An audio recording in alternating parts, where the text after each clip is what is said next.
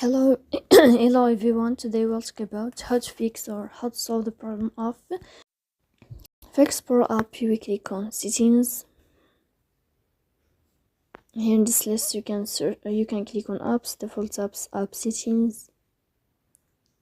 On above, you can search about FxPro Direct, and you will enter. Here in this page of app info, you can click on first stop, and you can click OK. Then you will enter to the window of storage, and you can click here. Then you can go to the window, you can click on clear cache, but pay attention, don't click clear data because that can delete your account or can cause you errors on your app. So please don't forget to support us by like and subscribe. See you next time in another video.